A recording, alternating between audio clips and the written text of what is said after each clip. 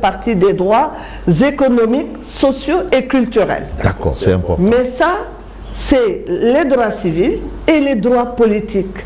C'est-à-dire le droit de participer à la gestion de la cité. Donc normalement, il n'y a pas incompatibilité entre le fait d'être responsable d'une structure comme la Commission nationale des droits de l'homme, parce que c'est un droit inhérent à toute personne humaine. Toute personne humaine a le droit de participer à la vie de la cité. Alors, mais moi, j'ai choisi de ne plus être la présidente de Carlenen pour mieux m'occuper des droits humains. C'est un choix personnel, en fait. C'est un choix personnel. C'est un choix personnel. C'est pour me mettre à l'aise et mettre à l'aise les autorités qui m'ont choisi comme présidente de la Commission nationale des droits de l'homme. Et donc, pour éviter toutes sortes d'amalgames. Parce qu'en tant que telle, la Commission nationale des droits de l'homme, il faut le préciser, n'est pas un acteur politique. Ok. Ah non, la Commission, elle n'est pas un acteur politique, elle est une autorité administrative indépendante. Nous sommes rattachés à l'administration, mais nous sommes indépendants.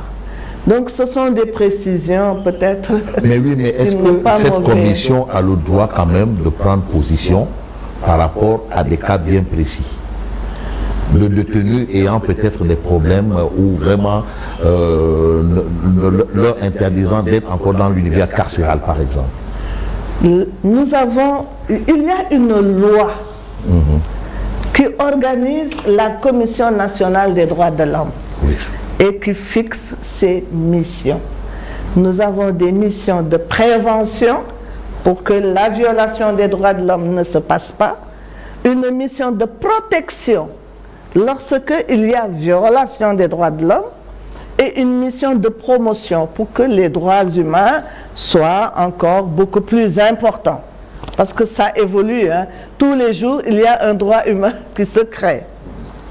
Alors nous avons le devoir de faire des avis et des recommandations et de l'alerte à l'endroit des autorités. Chaque fois qu'il y a risque ou qu'il y a violation des droits humains. C'est la loi qui nous confère cette mission. C'est la loi quand vous étiez comité ou la loi quand vous êtes devenu commission? Lorsque nous sommes devenus commission, nos pouvoirs ont été renforcés. Cela dit, la Commission nationale des droits de l'homme est compétente sur toute question relative aux droits humains. Même les questions qui sont confiées à d'autres organisations de droits humains. C'est nous qui sommes l'organe général inspiré des Nations Unies, parce que nous partons des principes des Nations Unies qu'on appelle les principes de Paris, qui sont mis en œuvre par le Conseil des droits de l'homme des Nations Unies à Genève. Alors, il y a un haut commissariat des Nations Unies pour les droits humains. Il y en a aussi dans les sous-régions, toutes les sous-régions. Alors, ça signifie que nous sommes là pour tout le monde. Mais oui, mais dans le cas, on vous accuse de faire du deux poids, deux mesures, à tort ou à raison? Nous, ce qui nous intéresse, c'est la personne humaine. Nous ne connaissons pas l'origine politique de la personne devant qui nous nous trouvons. Nous ne connaissons pas l'origine ethnique de cette personne. Nous ne connaissons pas sa religion. Nous ne savons pas son sexe, homme ou femme. C'est une personne humaine qui a des besoins. Nous statuons sur son cas en matière de droits humains. Mais dans le cas de Farba Ngom, je prends un exemple, mais il y a plusieurs cas en l'espèce. Pourquoi seulement ce cas particulier? Mais non, vous ne savez pas que nous nous occupons de 1001 cas. Ah bon? Nous avons énormément de cas. Nous travaillons matin, midi, soir sur des cas. Nous visitons, nous avons par exemple un travail de terrain qu'on appelle le monitoring. le monitoring des élections, le monitoring des lieux de détention, des prisons, le monitoring des lieux de départ pour la migration ou de retour, par exemple. Et le monitoring au niveau des entreprises, par exemple d'exploitation des ressources minières. Régulièrement, le personnel se rend partout, dans les prisons, dans les zones minières, dans les zones de migration, partout pour aller voir quelle est la situation des droits humains des personnes.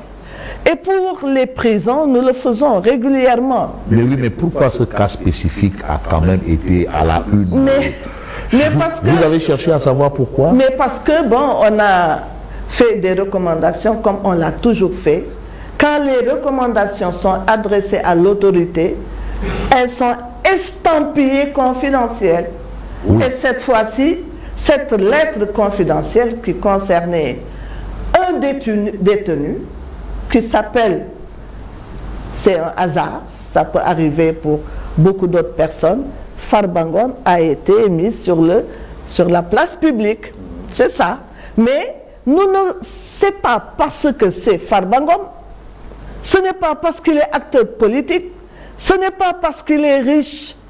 Nous nous occupons des pauvres, nous nous occupons de personnes qui ne sont pas dans des partis politiques, nous nous occupons de tout le monde. Encore une fois, nous nous occupons de la personne humaine, quel que soit, encore une fois, son âge, son sexe, sa religion, son appartenance politique. C'est l'humain qui nous intéresse. Donc le problème dans cette histoire, c'est la fuite de documents. Ben, sans doute. Et vous n'en êtes pas responsable?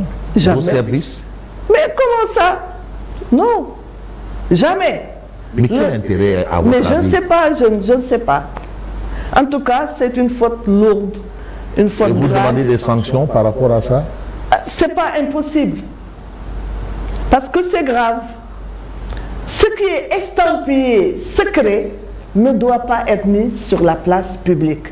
Et nous travaillons régulièrement dans la confidentialité. Parce que nous faisons de la diplomatie des droits humains. Ce n'est pas la première fois que vous envoyez des documents estampillés confidentiels à l'autorité? Non, c'est toujours comme ça.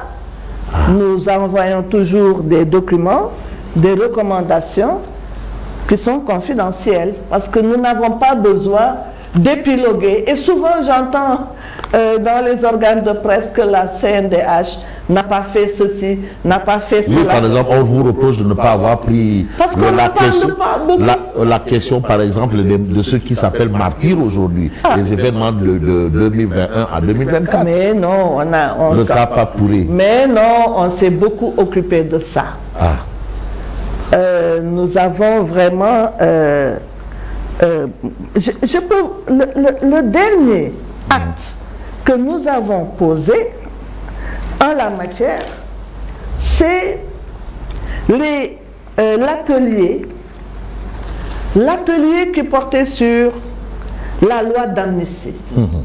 Eh bien, nous avons fait un certain nombre de recommandations. Voilà, un certain nombre de recommandations adressées à l'autorité. Mais pas confidentiel cette fois. Public. Toujours confidentiel. 9 recommandations. À l'autorité. À l'autorité. Par rapport à l'administration. Tout ça, ce sera publié après dans notre rapport. Parce qu'il y a un rapport que nous adressons au chef de l'État au bout de chaque année. Et nous avons donc 9 recommandations. Je ne vais pas vous donner les 9 recommandations parce que c'est l'entité qui est confidentielle, la totalité. Mais je peux au moins tirer de ces 9 la recommandation suivante. Oui. Rendre justice aux victimes et reconnaître leurs souffrances. Ça, c'était en mars 2025. Rendre justice aux victimes et reconnaître leur souffrance en prenant en compte les dimensions économiques, sociales, culturelles et morales à travers la mise en place d'une commission d'indemnisation. Une commission d'indemnisation. Mais outre de la commission d'indemnisation, nous avons suggéré que l'on mette en place une commission justice, vérité, réconciliation. Ce n'est pas la première fois que nous travaillons sur ça. Dans ce bureau, on a fait un live, nous avons parlé de cette souffrance. Et il l'a fait. Ça a été fait, il est venu déposer un courrier de demande d'audience à un moment où nous étions sur le terrain, dans un atelier que nous organisions nous-mêmes, d'autres activités, et je devais tout de suite aller en congé. Et l'assistante leur a fait savoir que le professeur va en congé, mais dès son retour, il vous recevra. Et c'est ce que nous avons fait.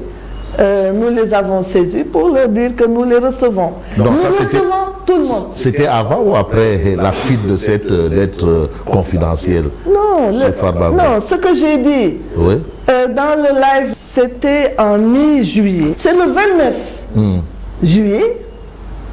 Le 29 juillet, la veille de mon départ en congé, que l'assistante les a appelés pour leur dire que le professeur part en congé, parce que le 29 c'était un vendredi, samedi, dimanche, je devais partir en congé, mais dès son retour, elle va vous recevoir. Vous l'avez fait, vous l'avez reçu à votre retour? Nous les avons reçus hier.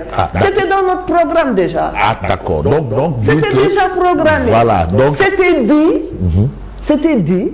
Le live de Pa Hassan circule. Ça a été fait.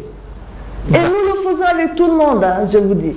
Nous avons un service des plaintes ouvert à tout le monde. Et même la CNDH elle-même, la commission, a un site internet avec une rubrique dépôt de plainte.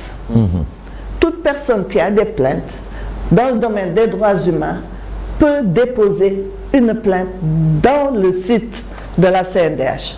Nous travaillons énormément, mais nous ne sommes pas la société civile.